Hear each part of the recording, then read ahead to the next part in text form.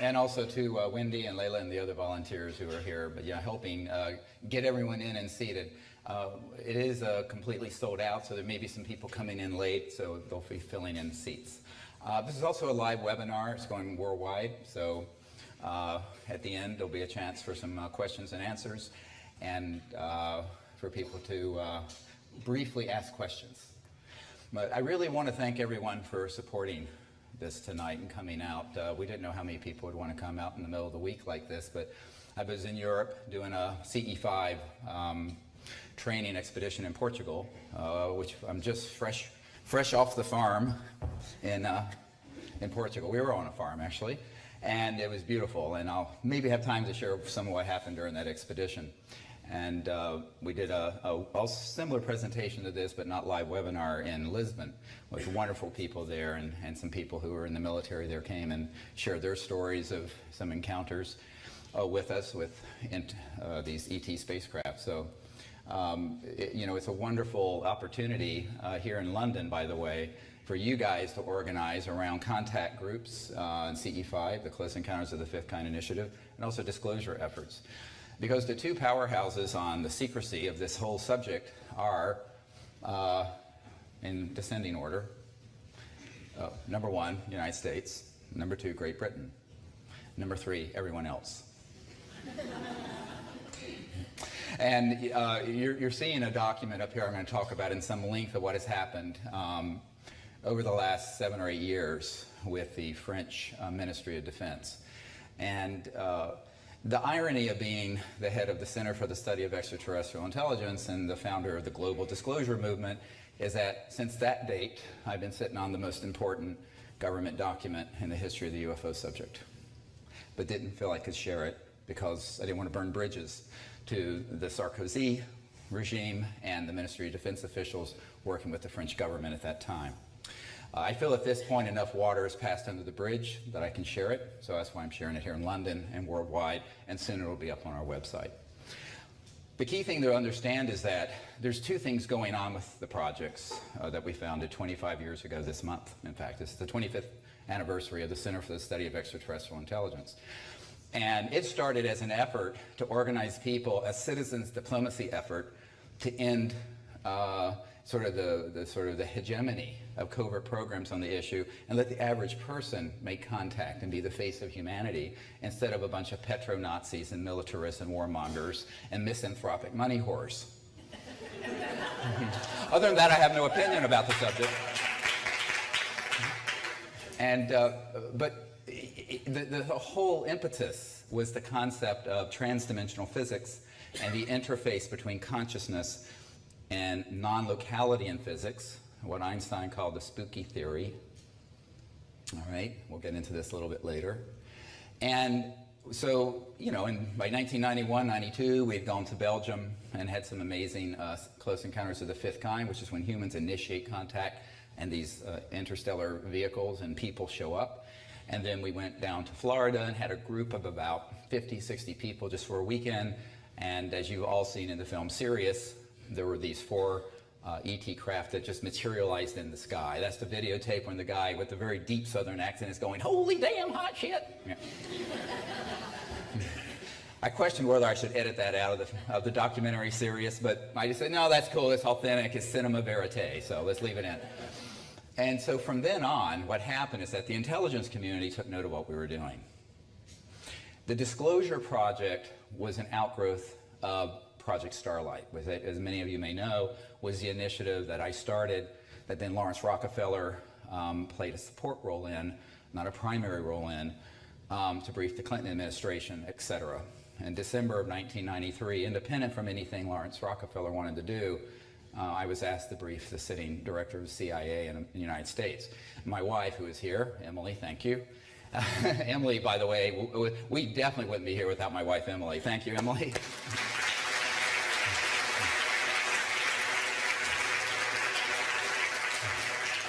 Yeah, we just had our 36th anniversary. Yeah, I know. Cool.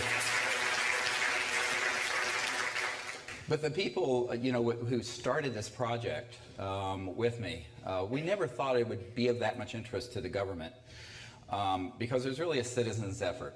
But by the time President Clinton got elected and was in office, the folks who were his senior national security advisors in Inner Circle had been contacted by people following my work and said, you know, this is really happening. And they knew in the intelligence community that we had figured out the Rosetta Stone of contact, meaning non-locality in consciousness, coherent thought, like laser is a coherent light. We're going to talk about this. And transdimensional physics, how interstellar systems interface with coherent thought. Recently, Mark Zuckerberg of Facebook said his next thing he wants to work on is how to actuate the technologies with thought. So a lot of people are picking up on this concept 25 years later. But if you're dealing with interstellar civilizations, they figured this all out a few thousand years ago, a few million years ago, maybe 10 million years ago. And the universe is 14 billion years old, so who knows how long ago some of these civilizations have figured out these technologies. All I can say is they work. And they work because, as I shared with the CIA director's wife at dinner, you can't get there from here, as we say in Maine. You cannot communicate using the speed of light across interstellar distances. You have to drop out of 3D, 4D, go into transdimensional physics, and if you go into these other dimensions, you're interfacing with the realm of thought, consciousness, thought forms, et cetera, and so on very quickly. So all of these civilizations have figured that out. And in a way, it was a shocking concept 25 years ago, except if you looked at the research, there were a lot of people who were doing things with DARPA, the Defense Advanced Research Project Administration, Stanford Research International, doing remote viewing, people like Ingo Swann, who is a friend of mine, some of you may have heard the name, David Morehouse, others. And what they found was that, in fact, those systems work, and Dr. Bob John, J-A-H-N at Princeton, a professor of engineering, found that actually if you put your awareness on a random number generation, you can shift, whether it's putting out zeros or ones. And that if two people who love each other or are united do it, it's an exponential increase. And this has been reproducible over and over and over again in many scientific models, even though it flies in the face of the conventional reductionist linear 3-4D model. So in the upper echelons, or I should say deeper echelons, of the intelligence community and military and also academia, this is really well understood. It's only the mainstream media and sort of the mediocre academics and mediocre government people who don't understand this. But the exceptional folks do. So when we started experimenting with this, and boom, it immediately got on the radar scope of the intelligence community, much to my chagrin. And we were approached by some folks who first threatened me. And I told them under no uncertain terms, I cannot be threatened or bought off or intimidated. I basically said, go away. But they persisted, and what we have found is that whatever we have tried to do for disclosure and contact, there's a countermeasure that gets created by the intelligence community. And this is true at the level of presidential intelligence and even folks who direct, you know, your government and MI5, MI6, your Ministry of Defense head. And as you all know, Lord Hill Norton, everybody familiar with Lord Hill Norton? He'd been your MOD head years ago. And when I was at his cottage here in Hampshire, he says, you know, the whole time that I was head of the Ministry of Defense, and of course MI5 and MI6 by extension, you don't have a separate CIA director type person, I was never told anything about this. I only found out about this after the fact. And he was very upset about it. And most people would assume someone at that level of your intelligence community or your Ministry of Defense, you know, major G7 country, group of 7 country, top economy in the world, would be knowledgeable and would be pulled into the briefings on this subject. But they are not. And the same is true in the United States, for the most part. Now, people say, well, why is it that some CIA directors have known and others haven't? And some MOD folks have known and others haven't. And I always point out, it has nothing to do with your rank, nothing to do with your position, nothing to do whether you're a doctor, a PhD, an MD, and in this case also an admiral in the Ministry of Defense. It's all based on whether you are going to go along with the agenda. No, not the alien agenda. The agenda of secrecy. Because this subject, as you all know, once disclosed properly and in a hopeful and productive way, would leave no aspect of life on this planet unchanged, up to and including the complete rearrangement of our macroeconomic system, our energy system, political system, social system, and ultimately major religious systems and thought. That, of course, is enough to keep the brakes on anything, because as a very interesting guy at the Jet Propulsion Labs once told me, he said, you know, he was talking about these obelisks and other objects on the moon, on Mars, and some of the other structures out there, which do exist, by the way. And Buzz Aldrin even recently called for going back to Mars to investigate them, right? You may not know that, he did. And, but this guy at JPL said, you know, we can't disclose that to the public. I said, why not? It's old stuff. These are old structures, millions of years old. This is not something a few thousand years old.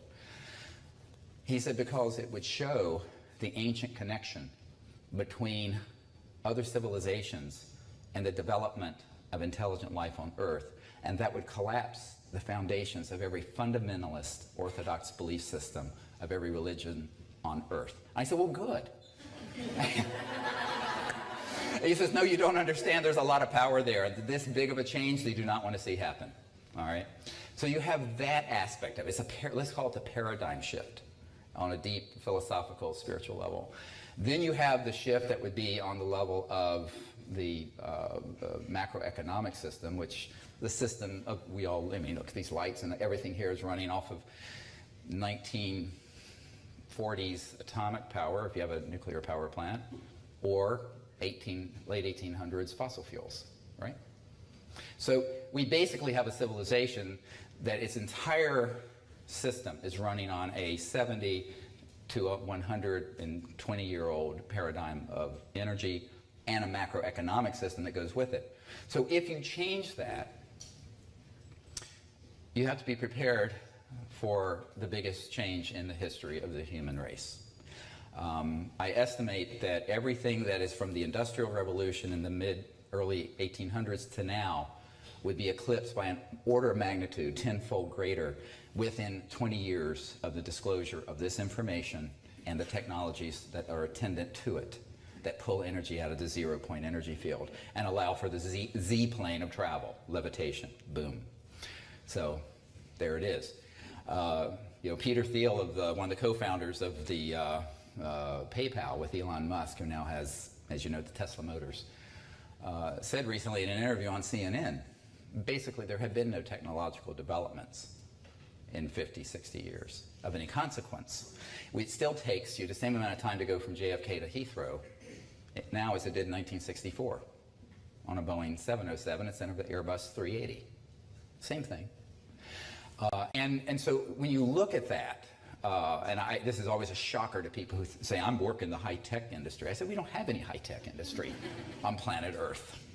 And as Michio Kaku points out, we're not even a level 1 civilization.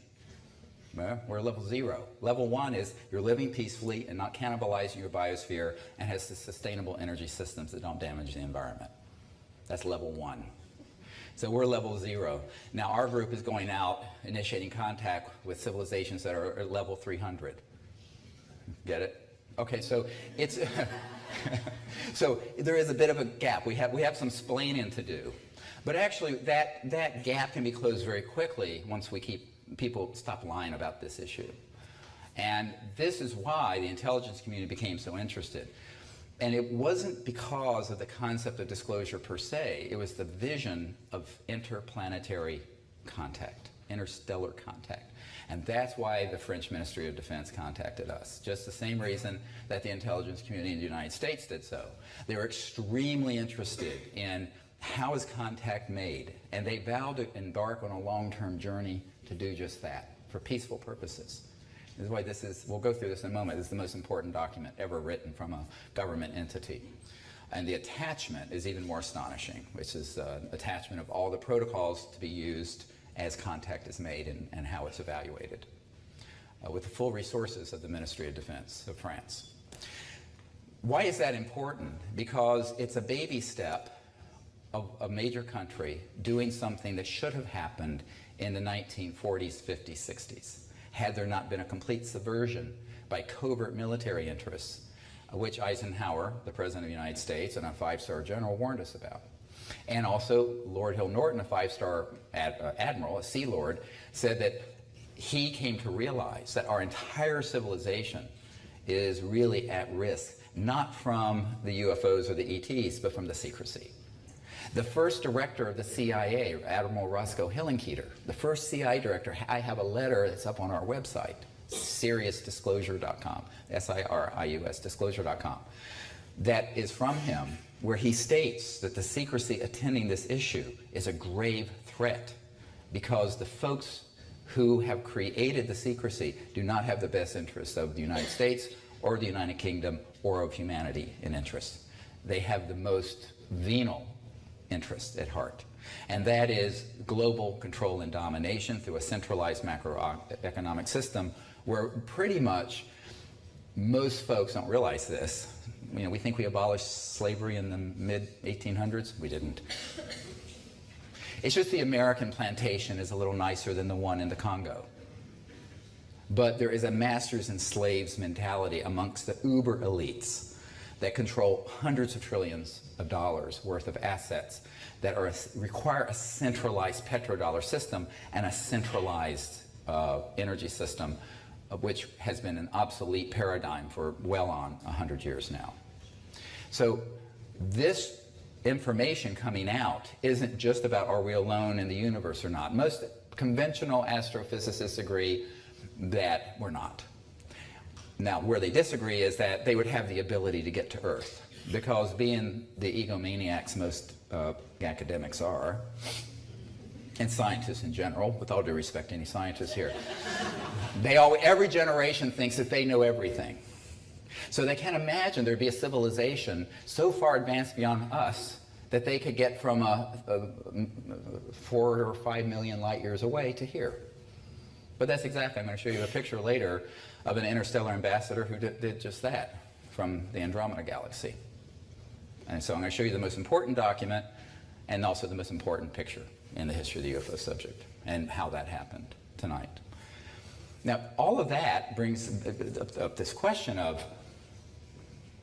if the governments of the world don't do this, then the people should. And that's what I concluded in the 1990s, that the people lead, the leaders will have to follow eventually.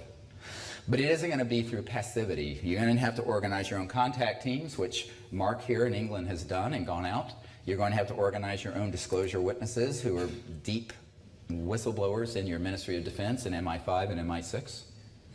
And you're going to have to encourage the government to try to begin to catch up with what the French are doing, and which a government I cannot discuss because it's a negotiation and process is about to launch on, but it's one of the most important countries in the world, not American or UK or French. You can go guess. There are a few. So, and also they're wanting to push hard on bringing out the technologies. Now, we hope their prime minister doesn't get assassinated trying. But, you know, and believe me, the threats that I get on a weekly basis into my project is, you know, amazing. But these people in governmental positions need to take the responsibility, and you need to hold their feet to the fire if they don't.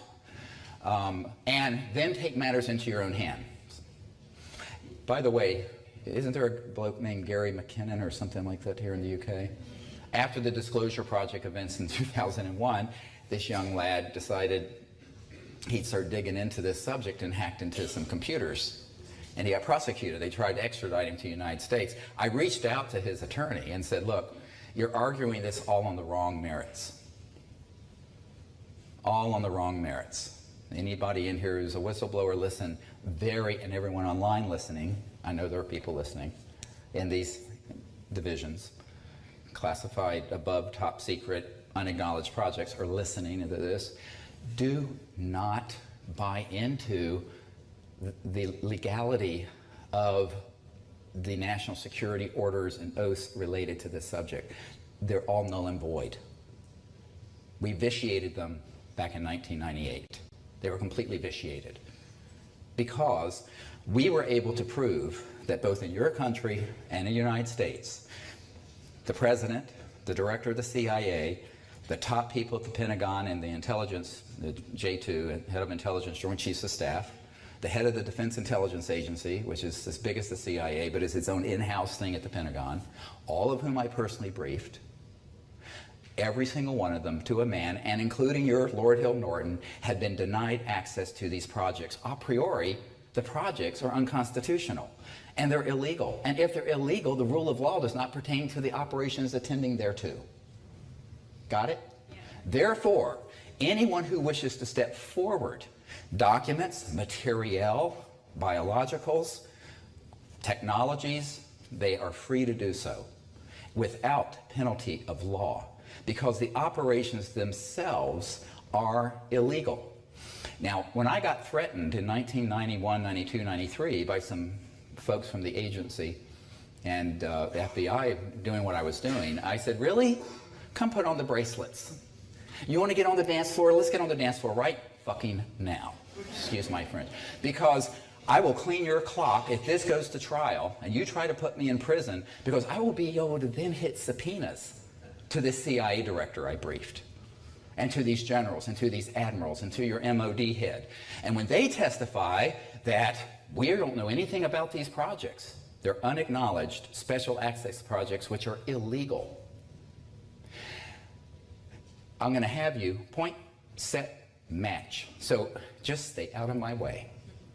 And they did, because I haven't been imprisoned. And I put on the street many, many top secret documents. Now, that's what Gary McKinnon's lawyer should have argued. He argued all the wrong things, completely untutored on what the constitutional theories are for the Disclosure Project. Does this make sense?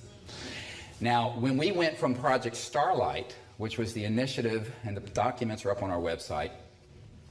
By the way, the AP sued, the Associated Press sued the Clinton Library to get them released. And they are released officially.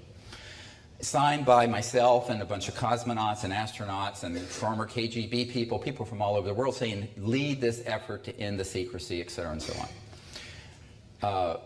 When I realized that the president wouldn't act, and the Congress wouldn't act, then I said, then we're going to act. That's how the Disclosure Project happened. It was the default position. The first was offered to our leaders, including your own. And by the way, there's a guy named Nick Pope, who used to be with the Ministry of Defense. When we had the Alton Barnes event, where there was an interstellar vehicle that materialized in the field and was floating towards us at the wee hours of the morning, MOD found out about it, and Colin Andrews was contacted by Nick Pope when he was working there and said, would you come to London for a meeting? I said, sure. So that I met him when he was still in that office. But he admitted he just gathered intelligence and kicked it upstairs, and it went into a black hole. He had no idea where it went. And he admitted that. And that's when he was still working there. So, and perhaps he still works for them, I don't know. But the point I'm making is it's highly, highly compartmentalized. So when the French first approached me, I'm giving you this background so there's some context of understanding why and how this happened. They first contacted us through some very prominent French diplomats, and who said to me, look, we're very interested in pursuing this for peaceful purposes, because I made it very clear I would not be involved in an operation that militarized the contact or had any weapon systems on site or involved, except to keep the bad guys away from us, including radar systems, air support, naval support, ground forces, special forces. And that's what I requested. And they said, fine, we'll do it. And what ended up happening is that they were gathering information on what was really going on the subject in the United States, and to an extent, indirectly, in the UK.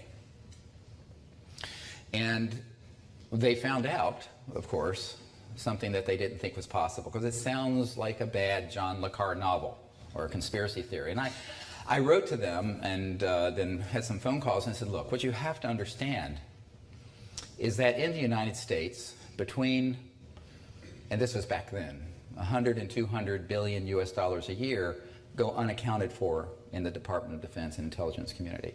No one even knows where it's going. As you know from the film Sirius, Donald Rumsfeld himself, no flaming liberal, he said there was $2.3 trillion unaccounted for in the Department of Defense budget. Now the estimates are around $8.5 trillion, 14 years later after 9/11. Trillion. So the bottom line is America, the United States of America, loses and can account for more money each year than the entire Eurozone and Great Britain together's military budgets. And actually more than the budget of China, which just hit $110 billion this year, which is a rounding error in the United States. I mean, nobody notices. 110 billion, nobody notices that at all. Our budget is $5 trillion in the United States government.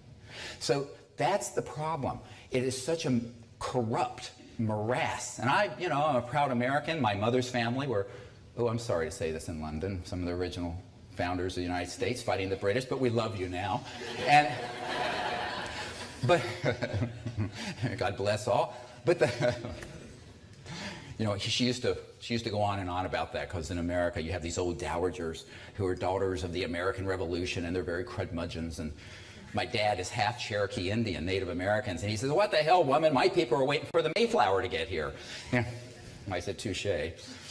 But that's, when you look at that kind of spending that is unaccounted for, and it isn't as if the president has access to those projects, or your prime minister, for the component that is going on in the United Kingdom, or most ministers of defense and most CI directors.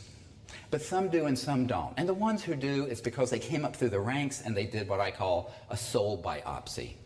I'm a trauma doctor, so I use medical analogies. So, if you want to take a biopsy of something to look at it, so they do an analysis of the person's values, beliefs, and ultimately it's whether they'll go along with the agenda of secrecy and criminality.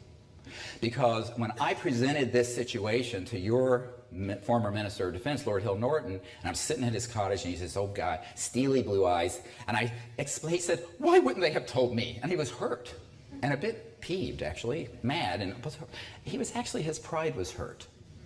I mean, imagine being in that position and being kept in the dark about the biggest secret in history. And he knew by then it was all true. And I said, "Well, let me answer your question with a question. What would you have done if you had found out there was an illegal, super secret, unacknowledged special access project, transnational, not international, transnational, transects geopolitical boundaries, that is sitting on the technologies that would give us a new civilization without poverty or pollution, that they have enforced the secrecy through murder, mayhem, lies, deception, and intimidation, up to and including high officials in governments, both governments, including your government." He said, "I wouldn't have stood for it for a bloody minute." And he was just like in a lather. And I said, "That's why they didn't tell you." They didn't tell you. So if you're someone who is fundamentally an honest and good person, they're not going to read you into this. That's military speak for brief you. They're not going to get read into a project like this. So when I began to explain how utterly, completely dysfunctional the American military, industrial, laboratory, corporate, financial system is, and how deep black it actually operates. Anything important almost never is brought to the attention of the President of the United States. And I can say this with in real solid authority, or your Prime Minister, Cameron Brown. Isn't that who he is? Yeah. For now. So those are placeholders. It's a little bit like the Truman Show. Everybody see the movie in the Truman Show? You have people who are, it's sort of the thing with Jim Carrey where he's living this world and it all ends up to be a set and it's all fake. I don't know. It's a great movie to look. It's a great, interesting parallel to this. And so the Truman Show is pretty much what our normal political system is, including most of the good people who are in your Ministry of Defense, intelligence community, politicians, etc. It's an extremely tightly compartmented operation. It's been very well funded. The other part to understand is nothing important of any strategic significance is above the surface of the earth. If it's above ground level, it's not really that important. It's fungible, replaceable. Everything critical is underground. underground bases, all throughout the United States, Australia, Pine Gap, and also here in the UK. So anything that is critically important is not sitting above ground. You're not going to see it with a spy satellite, you're not going to see it from an aircraft, and access is multiple levels of entry. I've been in a couple places like this.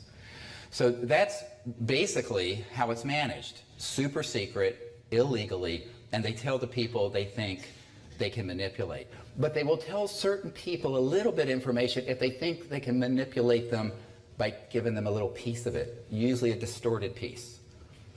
We had a president named Reagan, who put all this effort into the SDI Star Wars initiative, which is really a cover story for putting platforms in space targeting interstellar vehicles, which is what we're doing. It really had nothing to do with brilliant pebbles. That was all just a cover story. The real money was going into interstellar targeting and tracking of these ET craft and shooting them down, which we've been doing for a very long time. And they told him just enough information in a xenophobic way, in a way that was scary, to get his cooperation with that project. And that's why at the UN, if you Google it, you'll see that Reagan said, wouldn't our job of creating world unity and peace be easier if we had a common alien threat to unite against? Very familiar theme. Douglas MacArthur in 1950s, his last address to the Congress, said World War III will be interplanetary. This has been planned since I was 1 year old. I just turned 60 in June. Still bench 410. Anyway. But I know, I'm very eccentric about my workouts. But that's the problem, is that this secrecy has to do with another whole issue, and that is creating the psychological propaganda and the juggernaut so that people will accept the cost of the next level of militarizing the planet. Going from, and actually Wernher von Braun said, it would go from the Cold War to nations of concern, rogue states, to global terrorism. This was all in the disclosure stuff before 9/11. And then objects in space that could be a threat. You hear all this stuff about asteroids and stuff, to playing the final card, the alien threat, of which there is none. But it'd be great if people could be convinced there is, because they could support then, instead of $1 trillion a year coming into the military system, it could be 5 trillion or 6 trillion or 8 trillion, because the whole world, like the movie Independence Day, would unite. Let's kick alien butt. You see? It's jingoism of the worst kind of propaganda and brainwashing, which 99.9% of people who study the UFO subject have been completely infected with. And that creates its own problem, because ultimately, if you're going to have the public approach this subject in a way that's going to be helpful, it doesn't help to trade humans fighting with each other like murderous monkeys that we have for thousands of years, to starting to fight within other planetary systems. This is not progress. So progress requires a more universal outlook based on the concepts of cosmic awareness and universal peace. It cannot break down into, oh, well, yes, we're not alone in the universe, but by the way, there's some out here we need to be fighting. Why? Because if we do that, it's the end of the world, period. It really is. You're talking about weapon systems that are scalar electromagnetic systems that go beyond the speed of light. You know what a scalar is? Or longitudinal? Everybody know what this is? I'm going too far, too fast? Well, a quick course in it. The light you see in this room has a wave component, right? And it's 186,000 miles per second. That's how it travels. A longitudinal scalar is not a wave, but longitudinal in a point, and it's at multiples of the speed of light. You weaponize that, you got something. And the United States has weaponized it. So that's the systems that they're using to track, target interstellars as they come through the crossing point of light, step down from other dimensions into this dimension, hit it, boom, down they go.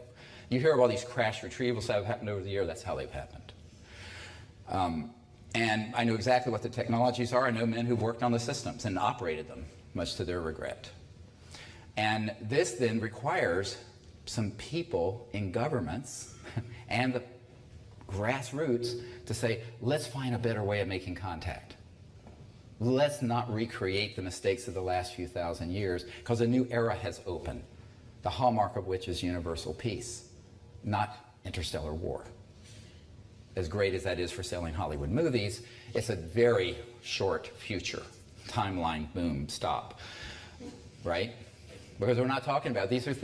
You weaponize this kind of information and technology, it makes a hydrogen bomb look like a tinker toy. So we have got to understand that the existential crisis we have is really in consciousness and our social and spiritual development. But that has to be then applied into our policy.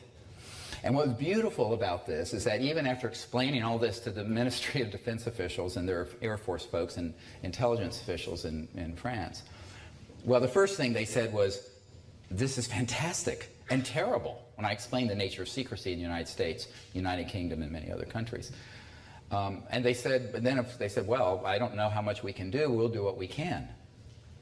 As soon as they faxed me information about what they wanted to do with our team to go and make contact, they got a call. Their ambassador from France to the United States got a rather nasty call, irate, and said, what the hell do you think you're doing?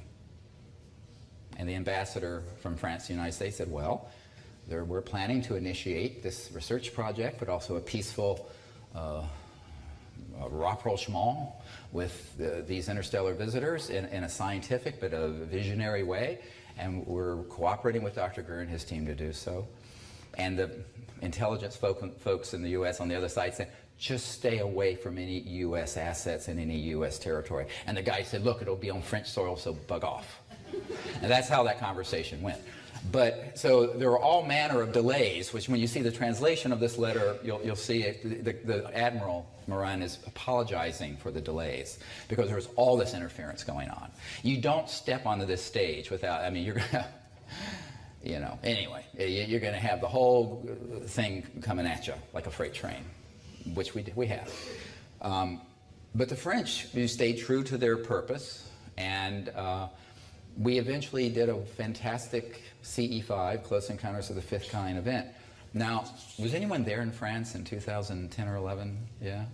Most people don't know that they were there to be trained, but it was actually an event for the Admiral and the Ministry of Defense. So they piggybacked their, is this disturbing or interesting? I don't know which. Well, this is the way I have to do things. They wanted to be discreet. So they piggybacked their Admiral and their systems on a public CE5. And of course, they were there sitting in plaid shirts and looked like just regular Frenchmen. But the whole area, we're on a 2,200 acre estate, was cordoned off. And you'll see a photograph from a trans-dimensional ET vehicle that blipped in and blipped out very quickly there. But they tracked objects going over the site in excess of 200,000 kilometers an hour. And all kinds of phenomena in the field, weird things like something you see on Close Encounters of the Third Kind. You know, we had the cars parked in a hayfield and some interstellar trans-dimensional energy form went up and down the cars and turned the lights on and off, did all kinds of strange things. So they were very, very pleased with that. And so then they've sort of gone on from there. But the idea, just the idea that a Ministry of Defense official at this level, very senior admiral, and his team, working at the highest levels of the French government, would say, we want to pursue interstellar and intergalactic contact for peaceful purposes. This is huge news. This is an enormous development. You know, the superlatives really can't reach it, just the idea that they'd go this far, and that they try it, and that they came, and that there's still operations going on, but they're keeping very quiet about it.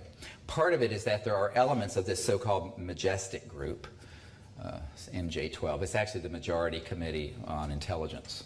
You know, that's really what it stands for. That was founded decades ago. Have representation in France and also in French industry, and there's been a lot of pressure to cease and desist in France, as there would be against anyone in your government who initiated it. But at a certain point, can't we get together behind these folks and say, we're going to do it, and we're not going to be intimidated, and we're not going to be stopped, because it's time for us to go into this future that is peaceful and universal, and allow the public to know in an open CE5 event. This demonstration event in France was just a demonstration event for them. But eventually I see in the future, and I've had very lucid dreams of the future, where there's absolutely open contact with the full cooperation of governments and the military around the world, where they realize what a mistake they made making this secret and what a mistake they've made creating an adversarial dynamic between humans and these interstellar civilizations.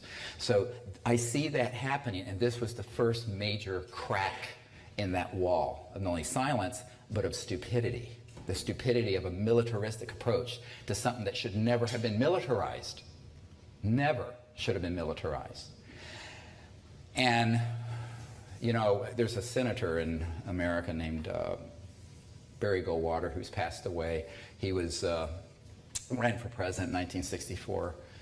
And I was at his home in Arizona some years ago, and he had left the Senate. John McCain, the Senator McCain who ran for president against Obama in 2008, he took his seat.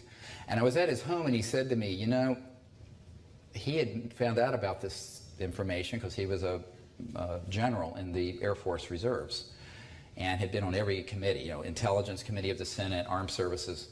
He says, but I never got anything official about it. I only found out about from pilots and whatnot. I said, yeah, of course. They're not going to tell you at the Senate Intelligence Committee. They're never going to brief you on this. And, you know, and he looked at me, you know, and he just said, you know, what do you want to do? I said, I need your help to bring this information out. And he says, yes, you're right, it's time. He says it was a goddamn mistake then and a goddamn mistake now that this was ever made secret. And I'm sitting in his living room. Very interesting. This is a right-wing conservative Republican saying this, and a military guy. So I said, well, what can you do to help? He says, I don't know. I said, who do you know? He says, well, I know everybody. I said, okay, so I started going through some names of current members of this committee, the Majority Intelligence Committee on Interstellar Matters, MAGIC, M-A-J-I-C. And I got to one name, and he knew the name. And it was Admiral Bobby Ray Inman. And Admiral Inman had been head of the National Security Agency, and before that, one of the deputy directors of CIA. But he left the government and got onto the board of Science Applications International Corporation, SAIC, which is one of the crown jewels of the contracting business dealing with anti-gravity and ET and UFO issues in La Jolla, California. And he says, oh, I know Bobby Ray. We've been friends for years. I said, well, give him a call, would you? So he did. I got a call from him later. He says, I can't make any more phone calls like that for you.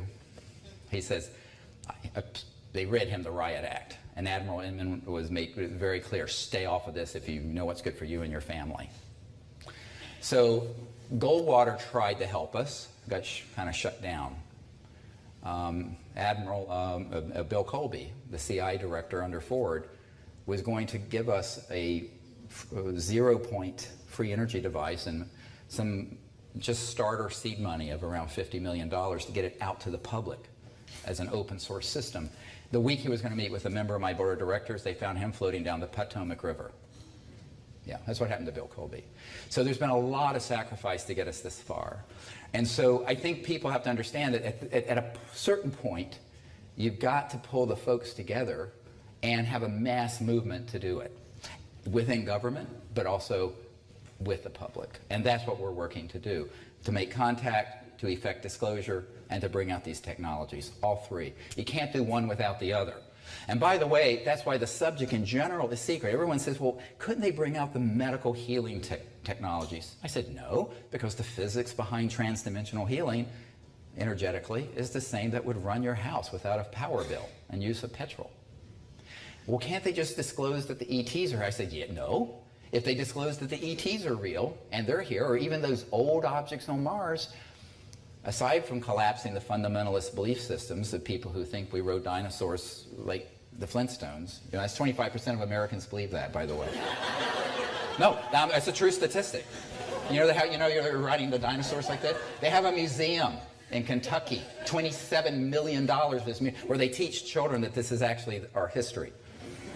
Ideas so untutored it beggars the imagination. But anyway, everyone's free to their belief, and you know, and they're sincere, but they're sincerely wrong. And so, This then, becomes, all this has to come together. And even if you acknowledge that there's intelligent life out there that has managed to get here, the very first question any astute scientist is going to ask is, how did they get here? When that question is asked, it shall be answered. When it's answered, it's the end of the world as we know it, like the REM song, but I feel fine. All right? Because there goes oil, there goes gas, there goes your public utilities, transmission lines, nuclear power, internal combustion engines in the boot of your car, not the boot, the bonnet of your car, you call it, or boot if it's some cars. Jet engines, obsolete. 1930s technologies. Rockets, 1940s. Everything changes. Everything changes. It's huge. So that is what they're forestalling. And by the way, one of the reasons why most public officials won't act on this is because they don't want to manage the change. I had a very interesting this is why this is such an act of courage, amazing courage by the French. God bless them. Because an admiral in the United States who is head of CONUS, Continental United States Security, very powerful guy, he said to us, my team, we were meeting with him, and he said, yes, you're absolutely right. This should come out. He says, but my real task is maintaining the status quo and the homeostasis of the global energy supply. That's it. That's why we're in the Middle East. And he says, what you're proposing would be so much change so quickly that no one wants to manage it. I want to retire from this command and go fishing at my ranch in Montana. This is what he said. So a lot of the secrecy is by inertia, it's sort of the banality of evil. It's just not wanting to do it because it's easier not to. However, in the meanwhile, you have 7.2 billion people living on late 19th century technologies, destroying the biosphere, the have and have-nots gap growing, which is a prescription for global revolution and terrorism, by the way, of course. And on top of it, you have a renegade group of unacknowledged special access projects who do not answer to your elected and appointed officials or to mine in America, doing as they please, up to and including targeting, tracking, and shooting down these interstellar vehicles, trying to provoke World War III. That's what they're trying to do. Because they've already figured out the technologies. As you know from the film Sirius, an IBM executive named Jan Harzan was with Ben Rich, the head of the Lockheed Skunk Works, the super secret facility that the U2, there's a band, British band called U2, Irish, but there is a band, there's also a jet called the U2. But the U2 came out of the Skunk Works, but that was old stuff, and that was stuff that was conventional spy stuff. The real action at the Skunk Works, just like at Lockheed Martin, my uncle's old company, my uncle worked on the lunar module, the thing that landed on the moon, put the first man there, Northrop Grumman, SAIC, BAE Systems, MITRE Corporation. There's a whole constellation, Raytheon and E-Systems. The real high end of it is the trans-dimensional physics, the technologies, the ET issue, anti-gravity, wrong word, electromagnetic-gravitic systems, high voltage systems you put over something that can float and zip like that. In 1954, October, there was a man who is on our team, worked with us for many years, he's recently passed away, so I'll mention who he is. Third highest ranking guy at the Naval Research Labs, the largest Department of Defense labs in the United States, named Rick Foch, F-O-C-H. He was in the vault and saw documents where in October of 1954, we had mastered gravity control. So a lot of the things you see zipping around are not interstellar. Many of them are ours. And there's the state-of-the-art research facility at the Lockheed Skunk Works in the high desert of California, near the Edwards complex, is a subterranean facility called the Cube, C-U-B-E. It's a cube-shaped facility deep underground. It's connected through underground connectors to the Nellis Range, mistakenly called Area 51. No one calls it that in the business, by the way. It's a misnomer. The real action there is at Pahut Mesa, Groom Lake, S4, S9, and S12. Those are the proper names. Blackjack control. and blackjack operations. I have a document, it's the first document that was in the Obama briefing that lists the code names and project numbers on there. That's a National Reconnaissance Office document. By the way, NRO, National Reconnaissance, they run all the super secret birds, spy satellites. Amazing stuff that they have. And if you go to their headquarters, it says over the door, "We own the night." And I turned to some people on my team, I said, well, we need to own the light. They can have the darkness, we'll have the light. But that's their motto, we own the night. And you can see anywhere, anytime, through cloud, down to anything you're reading. And you can be talking to a friend on the top of Mount Everest or anywhere else, they'll hear every word you're saying if they want to know it. That is true. Ben Rich said this, there are no private conversations anywhere on Earth, number one. So forget Snowden stuff with, PRISM. I mean, that's like level 1 intel gathering NSA. It is. It's like, it's not even, because the president knew about it. And so the Senate, if they knew about it, it's like 40-year-old technology. It's true. Absolutely true. Because the real action's in the unacknowledged special access projects. And so when Ben Rich said we can take ET home, as you saw in the movie Sirius, he meant it. So we had master gravity-controlled trans-dimensional systems. Now we're not, there's all kinds of conspiracy things. We're not actually allowed to go out there because there's sort of a containment zone around Earth until the rampaging primates make peace. That would be us. And quit clubbing each other over the head over stupidity like ideologies and this ism and that, whatever. We're not allowed to go too far out there. And there is a containment policy. It was lifted for the moon, because we do have facilities there, but no further. I only have a couple hours, so I can't get into all the details of this. I'm trying to give you the big picture. Now, that means, of course, anyone doing this, what I'm going to go through in a moment, is going to be running into the buzzsaw. Anybody read the book Into the Buzzsaw, the foreword by Gore Vidal, about people who tried, journalists who tried to blow the cover off huge stories like this, going through the buzzsaw and being chewed up. Some were killed, some died, some had suicides, some got sick, some fired, whatever. But it's an interesting mainstream media book, actually. And you're going to have to contend with the fact, and this was why I brought all these folks to Washington, and I had them meet with senior people on my team who have been in these unacknowledged special access projects and been with me at briefings. I introduced, there's an astronaut named Edgar Mitchell. I introduced him to all this. I brought him to the Pentagon to brief Admiral Tom Wilson, who is the head of intelligence for the Joint Chiefs of Staff. So back in the late 90s, 97. So that is all a process that they needed to know before they stepped into this. Now, I wasn't trying to scare them off, although I may have a bit, because it caused a few-year delay. But I wanted them, in medicine we call it informed consent. And I wasn't going to lie when they asked me what kind of security risks would there be to us doing this. I said, well, first of all, the people keeping the secret transnational. They have representations, covert, deep cover in your country. They have technologies like you cannot believe. And they have reconnaissance over France that will know everything you're doing in real time. So nothing will really be done secretly. So that you factor into bake that into the cake from the get-go. And they went, oh, mon Dieu, And I said, yeah, okay, so it doesn't mean we can't do it, but be aware. So it became this cat and mouse thing to set this event up. That apparently there was a woman here who was there, and some other people I know.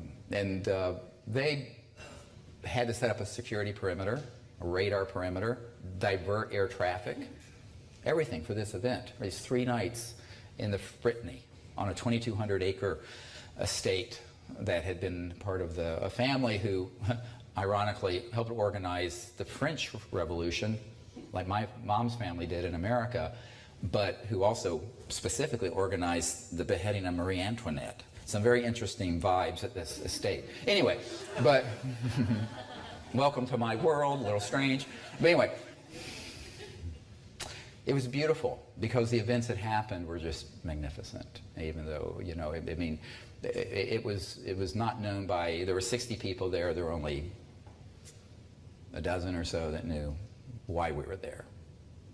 But it was an introduction to them of how to go into the samadhi state, remote view interstellar civilizations, create a coherent thought sequence that results in contact being linked into their electronic systems, ET electronic systems that interface with coherent thought. How to comport oneself when events are taking place, etc., and so on and so forth, as well as what to monitor. And moreover, what the philosophical underpinnings are that lead to successful contact. It cannot be an us versus them military approach, because that leads to nothing but a disaster. And in fact, the last 60 years prove it. Eisenhower did actually meet with ETs at Muroc, M-U-R-O-C, near Edwards, what's now Edwards Air Force Base. I believe it was 54 or 56. I have to look at my documents. And I actually got a letter from someone who was there with Eisenhower at the meeting that was sent to me by the French intelligence. They had it. Very interesting. I wish a lot of this had made its way into the movie, Sirius. We're going to do a follow-on documentary if we find the filmmaker who wants to do it. Anybody know a good one? Come to Charlottesville, Virginia, near the University of Virginia. We'll do it within 6 months. So that is, you know, that was something that when they realized that there were all these issues around making contact, but that it could be done if you had the right philosophical perspective, because the ETs are not unwilling to make contact. They're not unwilling to make contact with buffoons or militarists or people who have an antiquated pre-diluvian worldview that anything we don't understand we have to shoot and kill and knock down out of the sky. You see? But these were highly conscious people, very on board with the philosophical underpinnings that are the prerequisite of contact.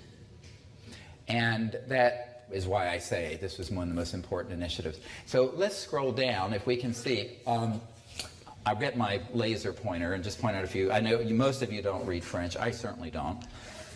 I'm a medical doctor where they say it's equivalent to learning 4 foreign languages. So, not yet, but we'll just, so up at the top. Can you see the red pointer? So this is Dr. Pierre Morin, who's an admiral, who's with the Ministry of Defense, urgent, 16 January 2007. It was also copied to a SPARAD, a group that is working with the Ministry of Defense for making contact. It was primarily addressed to me and our host at the estate, Philippe Aubin, and his brother who owned this massive estate in France. So as you scroll down, you'll see the signature and the seal for the Ministry of Defense. Now, if we go to the translation, I'm not going to read through all this. This will be up on the website soon enough. We had someone just recently do a better translation than what we had and that I showed in Lisbon, interestingly, which we'll pull up here in a moment. You'll see that the first parts of it are dealing with sort of an apology for the delay. And the delay is the backstory I was telling you about. They had to gather all this intelligence about what they were facing and what kind of countermeasures they might encounter from the American/British/MAGIC, M-A-J-I-C committee. So that's why the French Ministry of Defense assured its presence for the test attempted contacts beginning the 4th week of this year. They wanted to do it in 2007. It ended up happening, I think, 2010, wasn't it? 2010, my friend who was there. Apology on behalf of the Ministry of Defense for this temporary inconvenience. It's only a temporary delay, and we request all participants to postpone the meeting. The initial CE5 event was going to be in the 20. It's very interesting. It would have been in the summer of 2007. Due to short-term political imperatives, the MOD is obliged to request the participants concerned with the feasibility operation reported the test and contacts be scheduled for the 24th and 25th of this year. This is worded awkwardly, but the actual original is worded awkwardly. The full determination and active collaboration of the MOD at its highest level regarding the entrance of France and its scientific community. And this is an amazing statement. This is addressed to me. By the way, it's not classified, so I can share it. I've just been not sharing it because, again, I wanted to give them time to sort things out. The protocol of reciprocity, meaning with the ETs, of acquired knowledge during the rescheduled experiments of the signing officers in close connection with SPORAD, which is a research group that there's an attached document I'll show you in a moment that's, I don't know, 20 pages long about the protocols.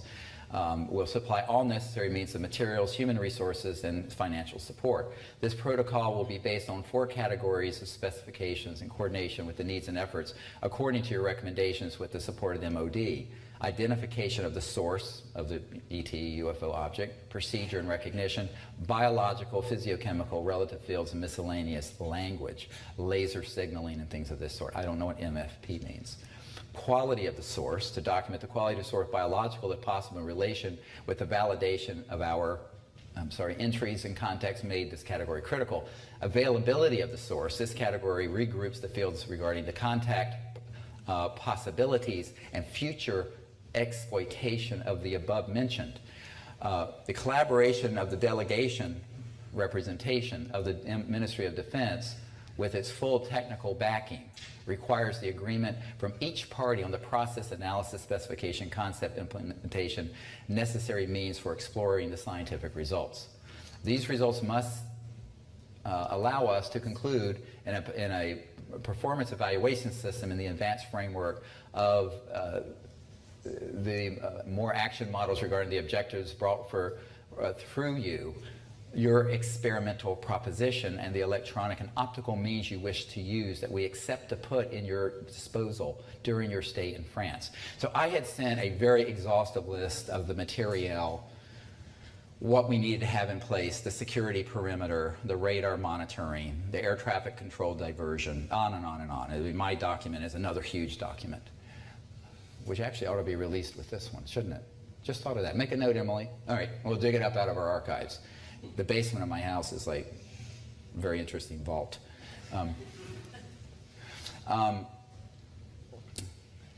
Besides the fact that our imperatives forbid us to take part during the 2 coming weeks, see, we were going to do it in those 2 coming weeks. The request, the means of putting at your disposal in absence of all circumstantial recommendations, did not allow us to account to our superiors with all the required scientific certainty and to engage a process of long-term exchange on this experimental field with you. What this is trying to say is that the delay was because they couldn't get everyone else on board to do it in '07, so that's why it got pushed to 2010. In the hope of your understanding and respect for our political imperative. So there are a lot of arms being twisted here. You can read between the lines. That will become a certain commitment and our will hereby affirm to proceed on an exhaustive journey with you on this topic. We will be able to erase the disappointment of the postponement of the first contact that was going to happen at the end of this month. That was in January. On behalf of our representative, I'm pleased to wish you all the best for this coming year and outstanding results for our 2 countries. So, of course, I'm American. So, obviously, this was intercepted by the National Security Agency, and that's when the ambassador to the United States from France got this rather nasty contact. So, this is such an amazing sort of paradigm shift that a Ministry of Defense. So, if the French could contemplate doing this at this level, and this was at the highest level, as it said, including political, meaning that the president of France, Sarkozy. Why can't it happen in the UK? Why not? You need to break with the Americans on this.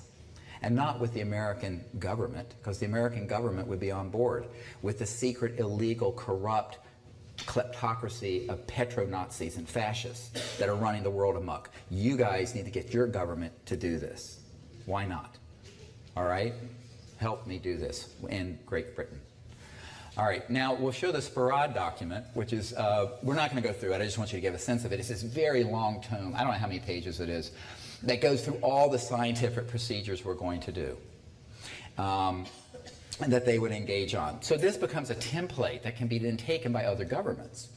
So there's another government in the world that I'm in the process of briefing who are quite interested. And about 2 years ago, almost exactly 2 years ago, I was on an island in off Australia, in the Great Barrier Reef, with 120 world leaders. I was asked to be the keynote to talk about this stuff. And the Minister of Defense for Australia was all kinds of people. I'd be honest with you, I thought I'd hurl myself off the dock into the Coral Sea by the time I got off that island, just because it was so stressful. You know, anybody read the book To Kill a Mockingbird? But what they used to talk about, the hate stares you know, that the African Americans would get this hate stare. I know that because I had an African American girlfriend in high school. And let me tell you, this was in the South in 1972 and 3. So the fact that I wasn't lynched and killed then is something of a miracle. But the folks who were, I mean, the head of BP was at this meeting. All these folks, I mean, you know, a bunch of folks with big interest in oil, gas. Coal is the only export really Australia has. And I was basically standing up saying, all this is true. There was a physicist there who was collaborating, who was presenting the science behind trans-dimensional electronic systems that pull energy out of the zero-point field, and this in front of 120 of the most powerful people in the world. So there was maybe 20% of them that thought, oh, this is a solution finally to the environmental and da-da-da-da. And the others were looking at me with these hate stares, like, I'm going to kill you. I couldn't get off that island fast enough, let me tell you. It was very stressful. And I couldn't take anybody with me. A security team or anything, so I was just kind of there, you know. And the only way you could get to the island was a private helicopter, which I don't have, or their yacht, the yacht for the island, which was not at my disposal. So I was stuck there for 3 days. It was very interesting 3 days. This is the kind of stuff I have to do. But from that, and from the film Sirius, which, by the way, last month became the #1 documentary on Netflix in North America. It's not available on Netflix in the UK yet, but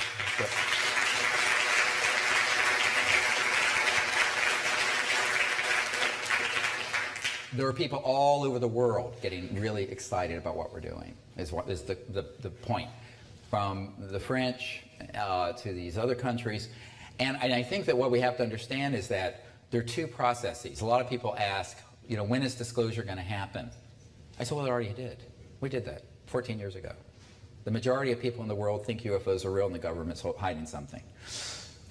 Now, what they really mean to ask is, when do you think official disclosure by the governments and the whatever going to happen? I said, well, that was supposed to happen in 1993 and 94. And that was the indication from the Clinton administration.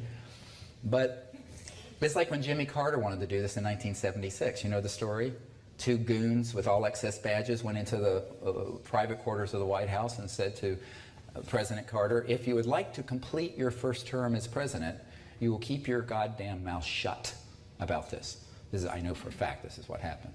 So look, you know, ultimately it's how courageous are you, and do you have enough people willing to support what you're doing, and are you willing to say, full speed ahead, damn the torpedoes, you know? And I tell people it is about spiritual courage. It doesn't mean we have to go to DEFCON 1 and have war over this. It means we need Defense Condition 1. It means we need to come together and be courageous, spiritual warriors, and have the courage to do the right thing. The lack of courage on this issue, which was, that's why I was so impressed with the French going this far, is why it's secret. It isn't that it can't be done. People aren't courageous enough to stand up to the thugs. But you know what? If Winston Churchill and FDR, Roosevelt, and that generation had that attitude, we'd all be goose-stepping to Adolf Hitler's grandson. Sorry. But we've got to find the courage to do the right thing on this, the most important secret and the most important subject in the history of the human race. Absolutely. And that's really what I think we need to find the leadership for in every country we can. And that's why I continue to work on disclosure efforts while I'm also training people in the public to make contact. Because here's another little fact. I'm one guy. I put my pants on one leg at a time. I'm really just a country doctor from North Carolina, live in Virginia now. But if there are thousands and tens of thousands of people, which is emerging, doing close encounters of the fifth kind in teams, they can track what I'm doing all the time, and they do. But they can't track tens of thousands and millions. They don't have infinite resources. And so by decentralizing this initiative, both for disclosure and contact, is the best way for this to happen. So I'm asking people to think about this. It's a big mistake to think that one person or a few people are going to do this. Years ago, a good friend of Bill Clinton's and Hillary Clinton said, oh, why are you doing this with the public? Just get a symbol of a few of us elites and, you know, blah, blah. It was this masters of the universe, elitist idea. I said, no. I said, first of all, that won't work. Secondly, they're going to know what we're doing, that our adversaries in magic. Third, if we are not decentralized, and we don't have a lot of people doing this, it's too easy to shut it down. But if you disperse it to the public, and that's why on our website, SiriusDisclosure.com, there's an app. You can put it on your phone, turns your phone into a magnetic field meter, has all the remote viewing protocols, everything. It's a little app.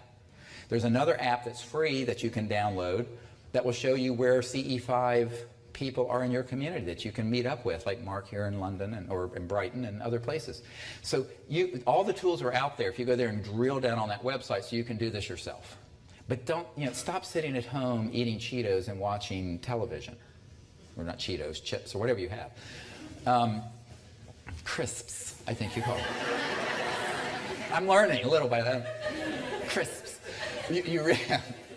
You really want to be able to empower yourself to do this. So it's wonderful that the French with Spirade, and this is just a cover, I just wanted to show it to you. This is a draft from '07, and it's gone through another series of refinements. All this will be up on the website soon enough. But I think what you want to see is, how do you do this? And that's where you say, well, if the protocols are understandable and everyone can do it, why don't we do it and bypass the bureaucracy of government? We should. But we're doing both. So we should hope and train governments that are friendly to this and let them experiment with it for peaceful purposes. But the real action, really the real power, is with each of you and with all of us together, because that they cannot stop. And they knew that. That's why I said you squeeze the toothpaste out of the tube fast enough and hard enough, and that was my objective 25 years ago. So lots of people understand what the contact protocols are, why they work, how you practice them, and then go out and start doing it. You'll be pretty amazed at what will happen.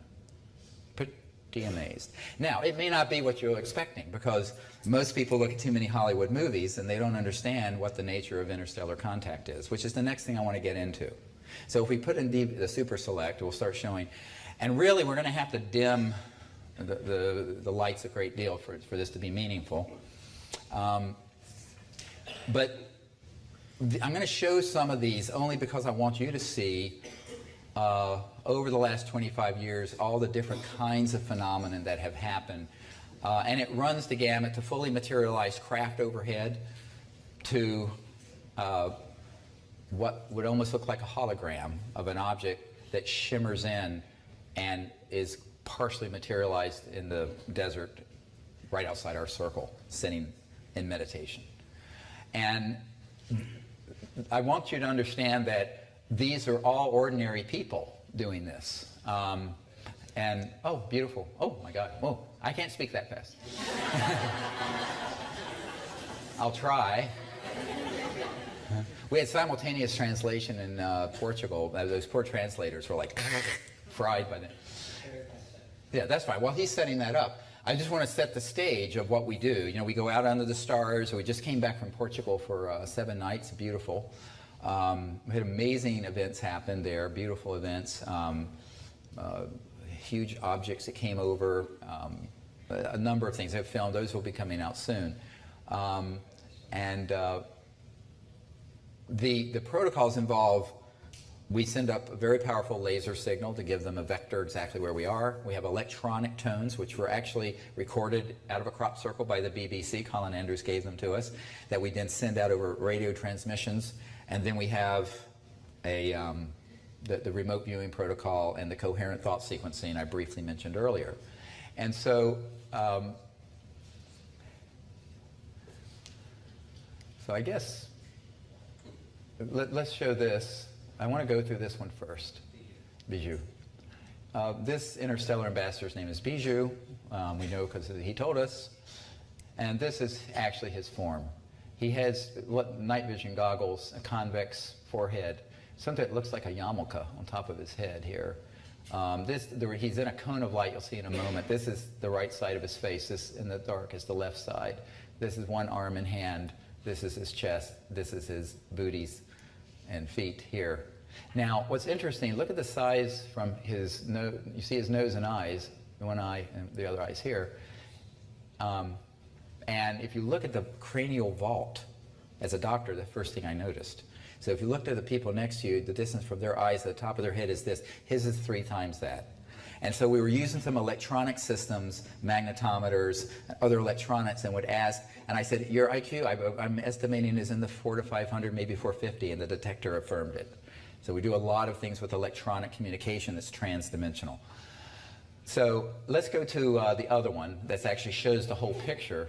And I'll set up the setting of how this happened. And this will happen to you guys also if you form teams. So these images. So this happened about 6 years ago, not quite. We were in the desert in Joshua Tree National Park. And we had taken a break from what we were doing, and I'd walked out east of the field in the desert. So this orb, this is not a star, appeared right beside me, fully materialized. And it followed us back to the group, and then we heard 4 or 5 people talking, but not English or not any Earth language, but you couldn't see them. I have military-grade night scope binoculars. Nothing was there. So a member of our team, Raven, had a camera, and she took a picture of the area where the voices were, out in this area. And this orb lights up a bush, and these are blankets or sleeping bags on a chair, because it was very cold. And then there's this strange thing floating outside. Someone said it was like an angel because it has wings. I said, no, that's the transdimensional teleportation energy. So go to the next one, and you'll see. So what happened is that with the naked eye, very little could be seen. But with the digital cameras, but we heard the voices, and this orb was seen. And the orb is actually the containment vessel folded into space-time that has the craft and everyone in it. But if you can imagine, you know what astral projection is? Visualize an electronic system that allows for electronic astral projection, but reproducibly. Too weird? I haven't even started getting weird yet. But that's, let's go to the next image. Oh, I see, it's just doing its, yeah. So then you lighten it a little bit, and you see this guy, and what's interesting is that he actually is floating outside the circle, turns, twists like this, and waves, and has this enigmatic little smile on the face, right here. Now, what was happening in consciousness is another whole story. What was happening with electronics? All the electronics we have, which are laser detectors, microwave, radar, magnetometers, things that pick up the magnetic field change when these objects come in, were all going off in the middle of this 800,000 acre national park. So this is just an example of what can happen, and instead of getting an image of their vehicle, there's an image of one of the ambassadors. We estimate, we went out and measured during the daytime that this gentleman was probably in the 4 to 5 feet tall and was about 3 feet outside the circle that he floated in. Very, very unusual. Now, most people are expecting a fully materialized craft, which we'll show some images, has happened. But 99% of the time, it's something strange. Now, J. Allen Hynek, the astronomer, astrophysicist, said, you coined the term high strangeness. If it's interstellar, it's going to be strange. If it seems prosaic, it's probably man-made. It's probably one of ours. And if you get really up and close to them, you'll see that the light coming from them, they have parts that are discernible parts. Interstellar vehicles aren't, because I'll tell you how they're manufactured.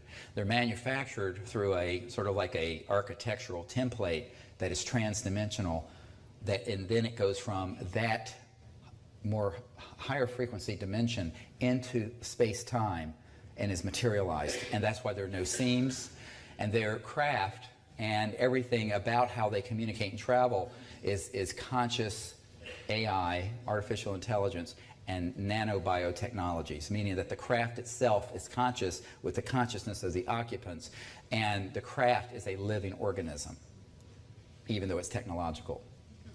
And if you talk to a couple of the guys who've been at these retrievals of ones that have been downed, when they crash or come down, if they're in this dimension fully, it's like shooting fish in a barrel, unfortunately. When they hit them, and if there's a fissure in them, they'll start trying to close the fissure like a time lapse of someone's skin cut. The skin of the craft starts going, You're not talking about your grandfather's Oldsmobile or Rolls Royce even. So let's go to the next. So that you have to begin to understand what the nature of transdimensional physics and technology is, so you can make a distinction between that and the Lockheed Martin, Northrop Grumman systems. Because most people conflate one with the other. They don't have enough discernment to know a difference between the two. Can we go to the next? So you can see why I didn't want to do this. Thank you, Mark. See, by now I would have thrown the remote up and said, that's it. Nurse, help. Anyway, you know how doctors are. Helpless in a lot of ways when it comes to tech. So this just shows that, and the energy field is really quite beautiful. So next. Is this running through a computer? No, it's just... It's just really slow. Okay. Okay, now I want to show, oops. I want to show this. It's very similar. We were on the beach in Florida a few years ago doing an expedition in contact, and there was this being that came in. There was this shimmering, and this came in. And it was very, very small, almost like the Atacama humanoid, you know, the little being that was in the Sirius film. Maybe less than 2 feet, 1.5 feet. And it's sort of, you see sort of vaguely an eye here in the torso. It's very etheric, and it looks like a halo. It's not, it's just an energy field. But you could actually sense and see it shimmering. And so we got a photo of it. And this is, be a beautiful cover for a book, wouldn't it? And maybe my next book I'm working on. Next. Go to the menu again. So other things that have happened are really quite interesting. I want to show Wichita Falls. This is an early event. A member of our team, we were out in Wichita Falls, Texas. This is 23 years ago. And this object just literally materializes in the sky. Now what's interesting, the French government sent me a fax of a drawing of exactly this object in France that was reported in 1968, I believe it was, late 60s. A very unusual object with these spikes and sort of an indented area here. And it was during a CE5 event, but this is broad daylight. So some of the objects that appear will be fully materialized like that over or near a group. In Joshua Tree once, although the camera, we were in our meditation, the cameras didn't catch this, there was an object that materialized right over the east side of the field, floated over the circle and dematerialized. Made the weirdest noise I've ever heard. It did like that, like a didgeridoo almost. I mean, it was really strange, or Tibetan chanting. Maybe that's where they got the idea. Anyway, next. And a member of our team, similarly in Santa Fe, beautiful object, seamless, more traditional shaped disc with a little bit of a dome, estimated to 30, 50 feet in diameter here, and it's instamatic. Now, what's interesting about this, she was doing the CE5 protocols, felt, you know how you can feel someone looking at you? Felt there was an object there, didn't see it with the naked eye, took the picture up in the mountains outside Santa Fe. So a lot of this gets into some very unusual, where you really do use this ability to remote view. In other words, go into deep consciousness and see with your inner sight and mind and feel, which is, you know, not accepted by a lot of scientists, but Dr. John at Princeton proved it's absolutely doable. Next. So I know we're going through these quickly. I just want to give you a sense of these. Let's see. Let's show this one, Corkscrew Craft in Shasta. Now, Mount Shasta is a volcano on the border of... Oh my God! Now, watch this.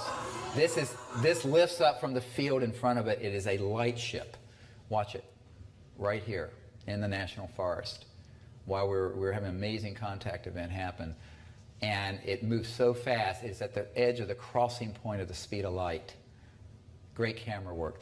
Here it is. Look at how it twists, turns, and then dematerializes there. We had several of these happen in Portugal, where they were right there, and That is one of the best videos of not a man-made, but an ET vehicle. And it's from a civilization that has always had a lot of activity around this volcanic area of Mount Shasta.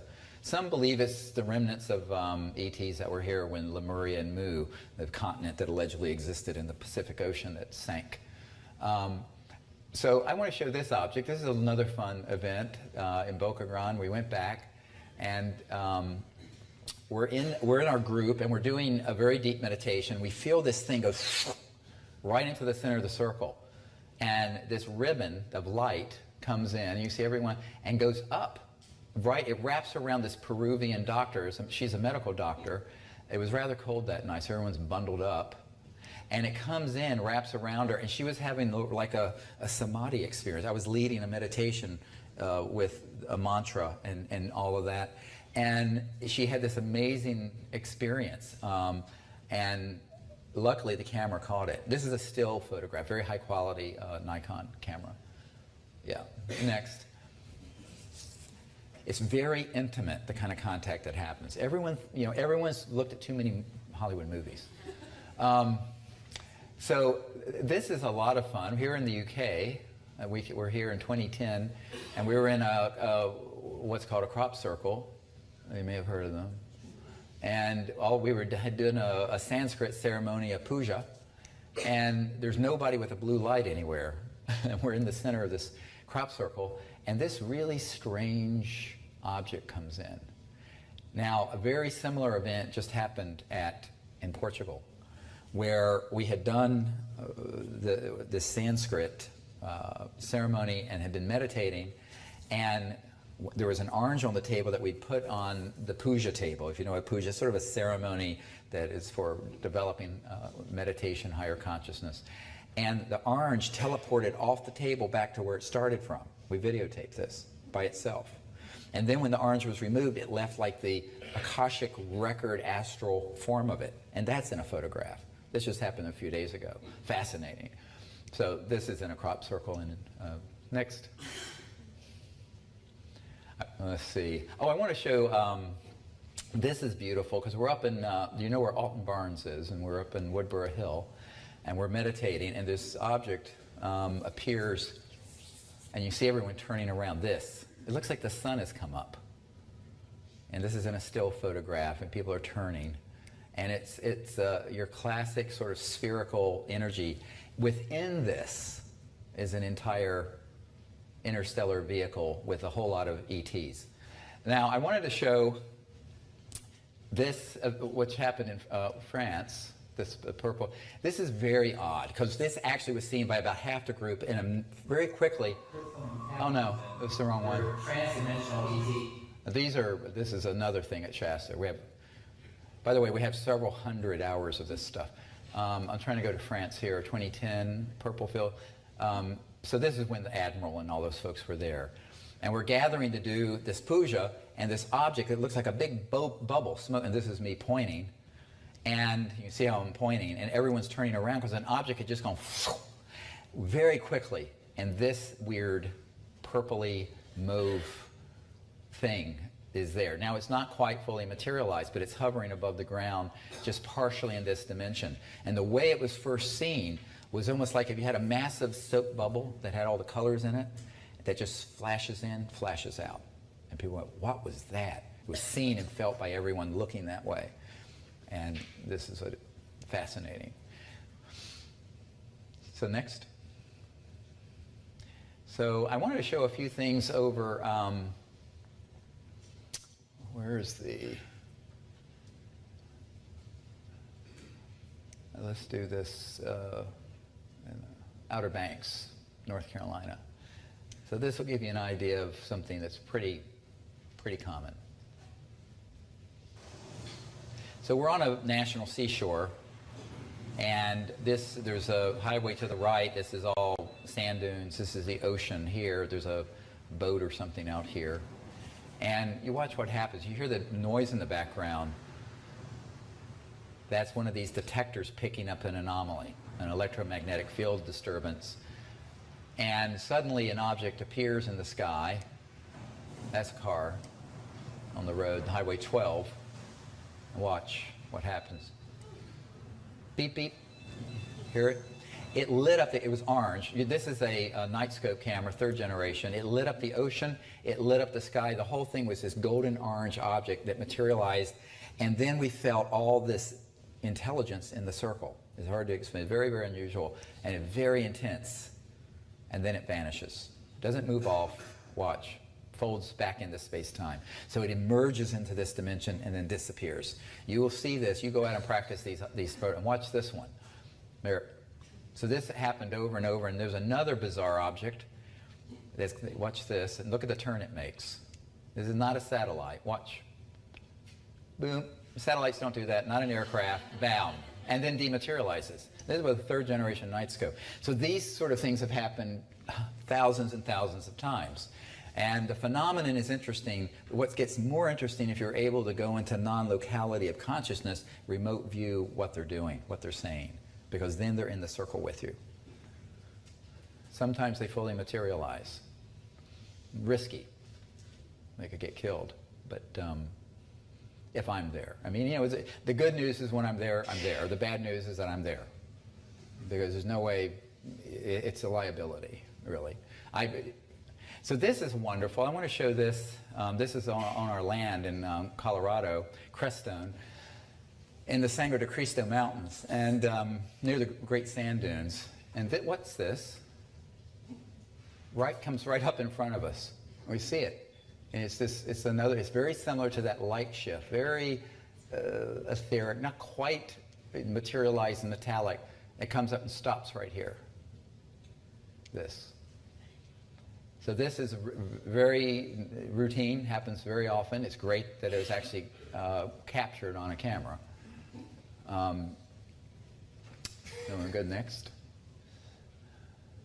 Oh, prohibited, let me see. Are these fun? You guys like these? Yeah? I want to point out this here in the UK. Yeah. So what was fun about this is that we were going on a daytime expedition, kind of looking around.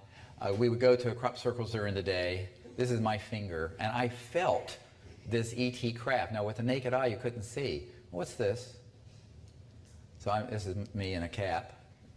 Because of the sun, I was going to get burned. And my increasingly large forehead tends to get burned. So this is this object. But we could feel it. And so a guy with a very good Nikon camera, very fast speed, daytime, takes it, and this is there. So they're always around. But can you sense them? And then can you photograph them? Yeah, you can. But you got to be awake first. And I don't mean awake in your kind of the animal condition, but awake in this transcendent state. You know, before I was a medical doctor, I was a meditation teacher. Well, I don't know, a lot of people may not know that.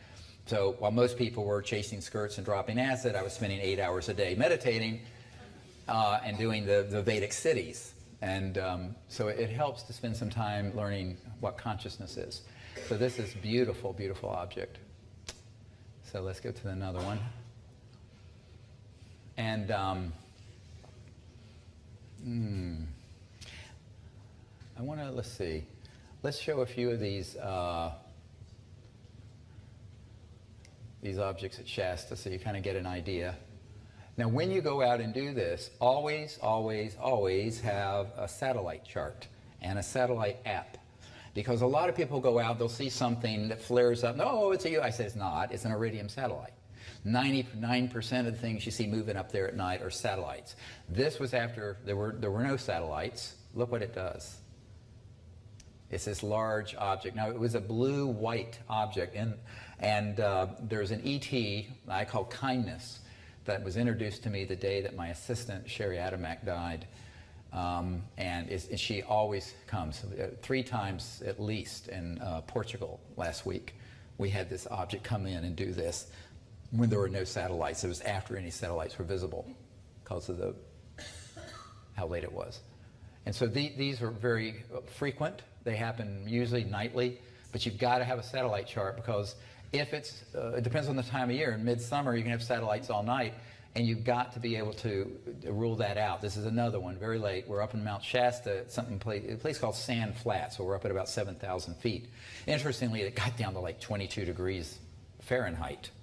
So below 0 centigrade. But it didn't matter. We still had a lot of beautiful things happen.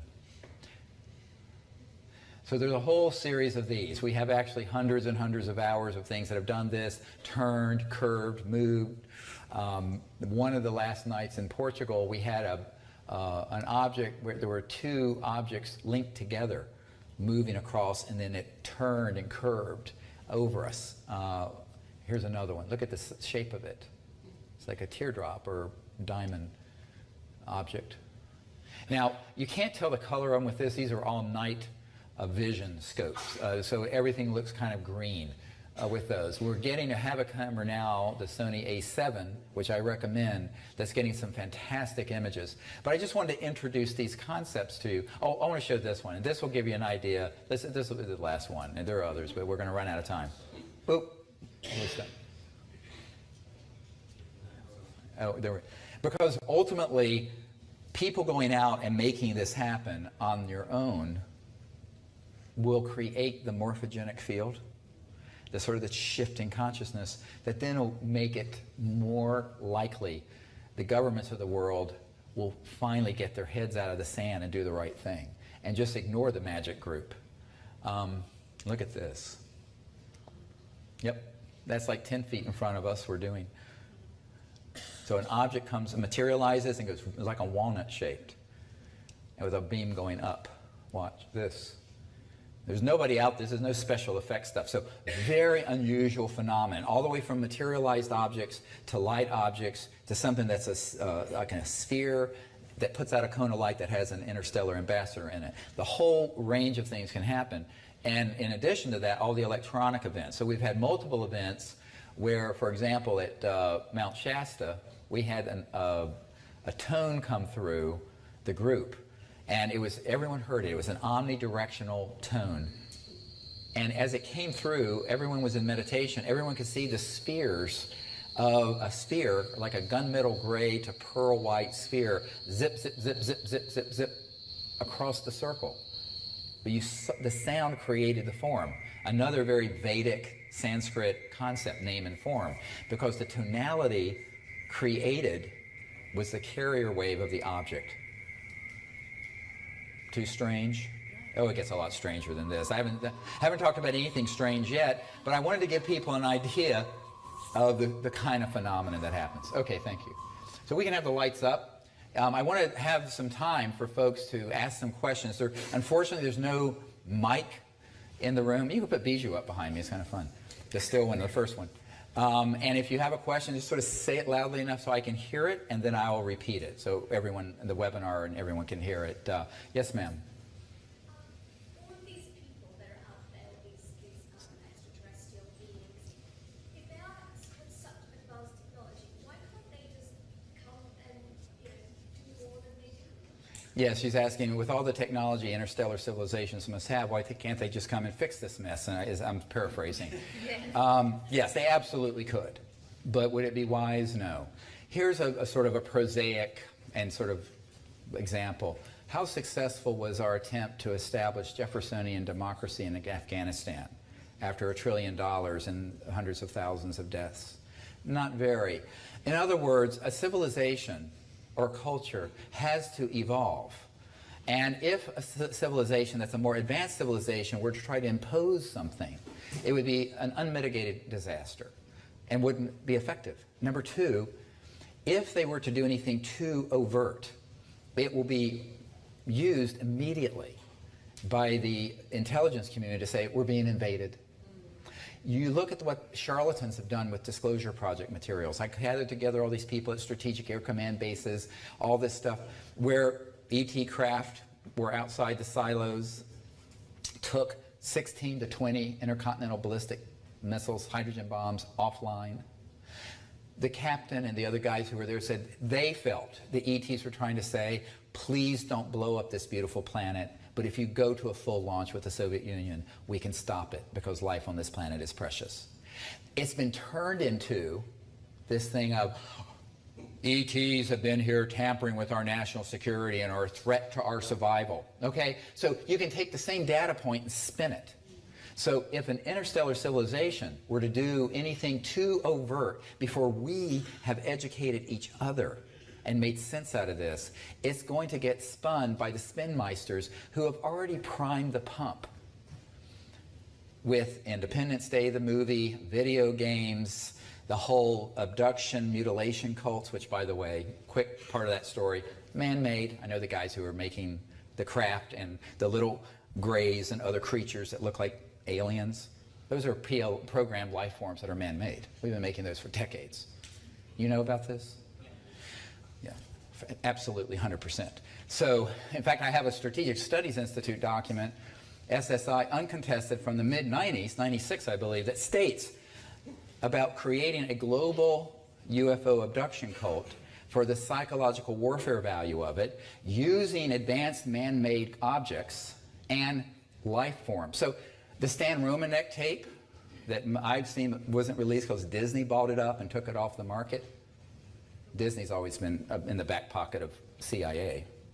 Yeah, since World War II, by the way. Absolutely true. I have a document that proves it.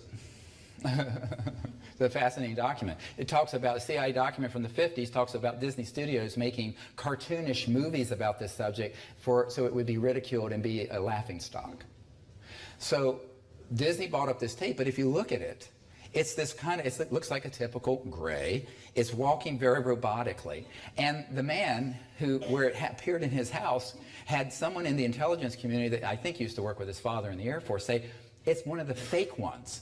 But the UFO and MUFON investigators and this gentleman had no idea what a fake one was. I said, well, in the 80s, there was research that came out that showed that there are these man-made, military-operated kind of androids that are nano-bio machines, so they have integrated circuits in their cerebral cortex. It's easy. You know, when Paris de Cuellar was kidnapped out of his limousine, it's the UN Secretary General in 1989, November, and they were planning, Gorbachev, Reagan, and Paris de Cuellar were planning to do a massive disclosure on the UFO subject. It got stopped. How did it get stopped? This rogue element within the intelligence community abducted him using those technology out of his limousine. Bud Hopkins thought it was aliens. Wasn't. I had a meeting with Prince Hans Adam von Liechtenstein, who explained all this to me. Now, he thought it was ET also. I said, no, it was alien, but not extraterrestrial. I use the word alien to connote the man-made scary stuff, because it's a xenophobic word, and the ones that are interstellar I call ET. There's a little play on words. Very important distinction, though. And so Paris de Cuellar was told that if they didn't stop the effort to disclose this subject to the world, everyone involved, including the President of the United States, would be abducted. That was Papa Bush at the time, not Reagan. I misspoke. Bush elder. And, quote, this blew up like an atomic bomb in the Bush White House. Now, Bush was a member of MAGIC, but MAGIC is not a monolith. There are these rogue elements who are doing this stuff. Very complicated. We could be here till tomorrow morning. I couldn't get through all the machinations of this dysfunctional group. So that's why they know that we have got to educate ourselves about this, begin to make contact, bring this out. Obviously, the technologies they possess, you know, it could be done, but what effect would it have? It has to come from inside out. If it's and you know, there's a wonderful book that was written not long ago, a mainstream business book, about the distinction between power and force. And it's inversely proportional. Force is 1/10 the effectiveness of genuine power. So if it's forced, it never works well. Haven't we learned that in the last decade in the Middle East? Yes, yes, sir. Yeah. Sorry, do ET have a God? Are you speaking? I can't hear you. Do ETs believe they have a God? Yes, I'm sure they understand that there's universal awareness, and they may not call it what we call it. But it would be more of a Jeffersonian concept of a supreme universal conscious being. Yes, and you have a question? Yeah, Greenpeace is known worldwide. I'm sorry, what's heard? Greenpeace is known worldwide. Mm-hmm. Do they have any interest in zero-point energy? No. In fact, the head of Greenpeace for Australia was at this confab in Australia and was probably the most hostile person to me there. Because they think they know what the problem is and all the solutions. And so, interestingly, the hubris that goes with that. Now, there may be other people in Greenpeace who'd be interested. I haven't found any yet, but this person was incredibly hostile to the idea that there would be classified technologies that would be a solution instead of windmills and solar panels. So, no, he was absolutely, and even though we were showing dispositive evidence and documents to the effect, but no, he was very, very, very hostile. Now, I hope there are some Greenpeace people who would not be hostile. Yes, sir. When you're meditating, how do you distinguish between what you're seeing is reality or just part of your imagination? Yeah, well, this is a great question. When you're doing the meditation or remote viewing, how do you know the difference between something that's objectively real and your imagination? You don't unless there's some external confirmation. So something that happens that confirms it. So in other words, most of the important CE5 events, there have been remote views on our team or lucid dreams where it's actually been seen and happened in advance. Does that make sense? Where we've actually seen the event and they will actually go to that place. And then if it happens, then it's been confirmed. But many times you need some sort of external confirmation or objective confirmation. So it's just one tool that's used. And the only way to get good at that is to practice it. You know, your phone rings, don't look at it, get a feel and sense of who it is. The doorbell rings, don't run and open the door, try to sense. So if you practice meditation enough, you'll begin to be able to do this. In the emergency department, I was a trauma guy. You know, I'd have people come in, and like this one patient I had came in with the flu. But I looked at him as a young bloke like you, maybe 20s, and I looked at him and I said, oh my God, he's got a brain tumor. 2 boys, 2 kids with him. And of course I turned to the nurse, who was this wonderful hillbilly nurse in North Carolina, and I said, I need a stat CT of the head. And she said, Dr. Greer, he's only got the flu. I said, just do it. Luckily I didn't have to go through a bureaucrat or an insurance company or any other Nazis that run the healthcare system. Because in the emergency department, you order it, it's done. So we go in there and he has this massive brain tumor that is an astrocytoma that's pushing his foramen magnum, the brainstem, down to the opening at the base of the skull, giving him the fever, the chills, the nausea, all simulating the flu. He had no other neurological findings, none. The neurosurgeon said, how did you even think to get this CAT scan? I said, oh, I just had a hunch. I couldn't tell him I had felt it and seen it. You know how they train golden retrievers to find cancers? Well, humans, I mean, I guess I'm like a big golden retriever, but I'm big and I'm furry. But that, it really is very effective. But you have to practice it and then get the objective feedback from reality. And otherwise, yeah, you just can stay in sort of something that can't be confirmed. I don't want to ignore this side of the group. Yes, sir, over there. The white shirt. Yeah, you mentioned about the secret projects being illegal in the United States. Yeah. You've got a written constitution. Yes. In England, we have not got a written constitution. Yes, but you still have laws. Yeah. And if the Minister of Defense, Lord Hill Norton, was telling the truth, and he was at the end of his life, there's no reason for him to lie, and I've met with many other people in your intelligence community and whatnot, who absolutely should have known, all right? And they're not informed. This is prima facie evidence of a project that is black, illegal, and etc. So whether it's unconstitutional or just flat out illegal, you can't be running amok if you're supposed to be in a representative democracy. I mean, that's something a totalitarian state can do. But you cannot do it in what's supposed to be a free society. So it's free or it isn't. I would represent to you on important things it isn't. And that's the problem. The people need to rise up, not violently, and change that on a lot of things. Including, you know, there's this myth that we have a free market. Well, how can we have a free market if every significant technology since Tesla in the late 1800s has been ruthlessly suppressed, up to and including the killing of the inventor, which I know for a fact has happened. People on my team have been threatened. And so, you know, at a certain point, you have to realize this sort of a sub rosa fascism, as opposed to the overt buffoonish fascism of Adolf Hitler, has to be called out for what it is and changed.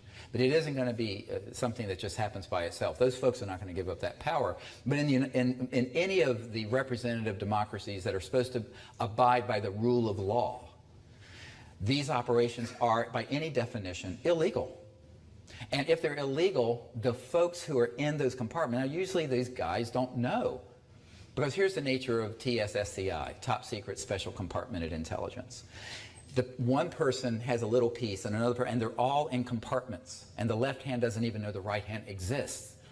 So what I'm saying is that we need to find people in those compartments and inform them of this fact and say, if you've been involved in these operations, you are not bound by the security oaths, because those security oaths are also written into law, but the law itself has been vitiated by the programs that are breaking the law. So this gets into basic contract law. Let's say that this gentleman is a head of the mafia. I know you're not. And I enter into a contract with him. If he's running an illegal operation, that contract is vitiated. There's no enforceability. This is basic law in any country that has laws. Therefore, since that group is illegal, and this is what I'm calling for a mass defection from inside these operations. Another whole wave of disclosure, in other words, of mass defections, because it's too late for us to do it piecemeal. And they need to understand, if they do it, they need to listen to every word I've shared, and I will come to their aid, as I tried to Gary McKinnon, who hacked into the Pentagon. Because while the act was illegal, the hacking, what he was accessing were projects in and of themselves that were illegal projects. And since they were illegal projects, they weren't covered by the law, including the hacking laws. So as I said, his attorney had it all upside down in how he argued that case. It would have been point set match if they'd said, here's our argument, it's a constitutional argument, and I would have given a list of people who could be subpoenaed. And these are, you get the drift of some of the folks. And that's why, and there are a lot of people who are victims of this secrecy. Everyone has these conspiracy theories. You have Prince Charles here, very interested, and his father, Philip, very interested in this subject. And both of them subscribed for years to Flying Saucer Review that Gordon Crichton published, who was a military intelligence officer. And I know folks who are friends with Charles and have always asked for the briefings, like the presidential briefings I put together will go to these folks and they'll take it to Prince Charles. But they are wanting to know because they're pretty much victims of the secrecy too. So a lot of people think there is a grand conspiracy, but it's not what most people think. And so you have victims, whether it's in royal families, in your military, in your intelligence, in your parliament, and in your 10 Downing Street over here. So that. Talking about free energy, I heard that the Keshe Foundation, if I'm not wrong, is releasing a 0-point device that can power up your house now, like in September, October this year. So I don't know how true this is. Well, there are people, he's asking the question about these 0-point and so-called free energy. It's kind of a misnomer. None of them violate the laws of thermodynamics. You have to understand that it was proven decades ago by Dr. Casimir that there is a 0-point field, and it's estimated that a cubic centimeter of space, not outer space, the space in this room, has enough energy to run the United States for a week, maybe a year, but a long time, and a huge amount of power density. So that's been proven scientifically in mainstream physics journals. The question is, can it be accessed? The answer is yes. Now, there are all kinds of things on the internet about so-and-so has one, and my group, the Sirius Technology Advanced Research, which is now the umbrella for the Orion Project, which does the energy research, CSETI, the Center for the Study of Extraterrestrial Intelligence, and the Disclosure Project, has a $100,000 award to anyone who can actually deliver something like that we can then release open source. Cannot be patented, cannot have a trade secret, must be fully reproducible, and it would be released massively. And when I say massively, 800 million people saw the National Press Club disclosure event globally. This would be 3 times that. I guarantee it. But so far, no one's come to us with something that meets the criteria, can be independently reproduced and tested, proven, only from plans. It has no secrets. Like Rossi has this thing, you all know, in Italy, National Security Agency contacts I have said they're very interested in it because they think it's real. The problem is he's keeping it a trade secret. It's going to be like Stan Meyer's water fuel car. It's going to go to the grave with him if he doesn't change his strategy. I'm making a prediction here. Anyone who tries to keep something like this and purely for monetizing it and for a trade secret and patent, it's not like inventing an iPhone, a piece of junk. I'm saying, sorry, Apple. It's junk. I mean, it's made in a slave factory in China, $54 for something you pay 800 pounds for, or $800 for. In reality, all that is very ordinary technology. You come up with something like this that's going to change the macroeconomic system. You really change something then. And so it can't be done in a conventional technology rollout. It has got to be open source, put out to the public. Now, this is very hard for inventors to hear because they may have put a lot of work into it, and they say, well, how can then I be compensated? Believe me, how many brands of Kleenex are there, or Coca-Colas, or Xerox machines? Well, there's a zillion copier machines now. There could still be a way, and just like is it Linux, or the operating system, there are ways to do it, and there could still be a way to monetize it. But if you go to patent route, it's going to be seized. If you go the trade secrecy route, it will not be able to be replicated quickly enough before it gets hoovered up, vacuumed up by the intelligence community and squashed. And if or worse, which of course there have been a number. We had a guy under contract in 2010 to build one of these over Unity free energy systems. And he had been cleared by the intelligence community to do it. 5 of the shepherds, so-called shepherds in the intelligence community that were holding his security clearance, it says, yes, you can do this for Dr. Greer and the Orion project. We gave him the grant. About the time he was assembling the thing together, he got visited by a former CIA director, the one I had briefed, R. James Woolsey, and a bunch of henchmen who threatened him and his wife and his family, and shut it down. So he had our funds, and we got no system. This is why we're not going to do that. It has to come to us and be completely operational and reproducible. In other words, if you leave out the secret ingredient of how it works, which if you look at Stan Meyer's patents on the fuel energy water car, none of them are accurate. The voltages and the hertz, cycles per second, are all incorrect. He deliberately left out the magic of how it works, which of course vitiates the patent, but also means he took it to his grave. Except his twin brother Steve, who we met with, understands it, but he's afraid of being assassinated. Therefore, we either have to get people to fund an energy lab, because we really do understand how these systems work, but I'm not a mechanical or electrical engineer. And I think probably, I have a disk with several thousand patents that the CIA seized on a disk. We have it. But, it's two-dimensional. To build it up is a research project. But it's in our vault. We have it. Anyone want to fund a lab? Got $10 million extra laying around to open a research lab? Let's do it. I don't have that kind of money, but some people might, so it can be done. Or someone who, like these groups, have to bring something to us that we can then move across the goal line. If it's handled in any other way, it can't, most of these end up being black boxes, these technology. And when you try to drill down on what is it actually doing, how is it working, oh, I can't tell you that. All right, and in which case it's either a fraud or they're strategically immature and they're going to go down. It ain't going to happen. So our strategy is to get something that is legitimate, can be scientifically tested, reproduced independently by multiple people, and once we know it's legitimate, boom, it's pushed out over the internet. If we had our own laboratory funded, everything in that lab would be streamed in real time on the internet. That's what we would do. And people want to come in and shut that down, oh, your own candid camera. Very, very big mistake. One more question, and then we're going to go and just hang out together a little bit. Let's see, back here in the blue shirt, gentleman. Do you believe that there is a secret space program currently in operation?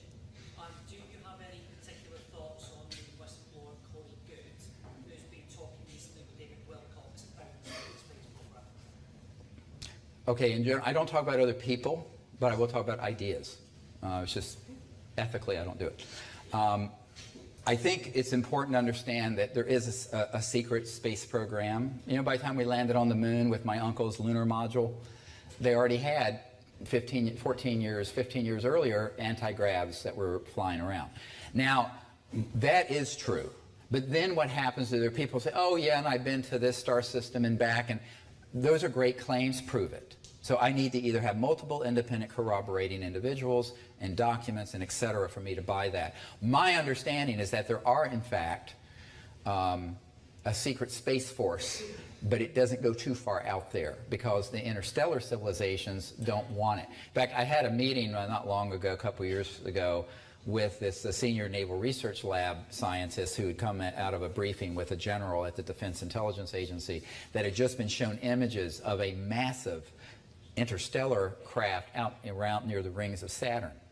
And it was interesting, he didn't know that one of the executives at Lockheed Martin that was running the Cassini probe had called me to give me the same information. And apparently this space center is in the order of dozens to hundreds of miles in diameter. My military advisor for many years was at NORAD, North American Air Defense Command, and was in a Console 50, is what it was called back then, that tracked the interstellars and interplanetaries. And he said that at that time, back in the 70s, that they had tracked an object out in deep space that, in our solar system though, that was 26 miles in diameter. I mean, that's like the whole diameter across the city of London, floating out there. And he said, he's a Navy guy, he said, floating under its own steam, moving under its own steam. I said, I don't think they're using steam, but Navy guy, you know, he's thinking steam. But, so yes, that part, you know, so there are interstellar objects out there, and there are man-made electromagnetogravitics that can go a certain point. But my understanding is that we're not allowed to just go way out there. And the reason for it is that we're not considered civilized yet. If you doubt it, come to an emergency department with me in America on any Saturday night, or whatever. I mean, it's not hard to figure out that until humans begin to live at a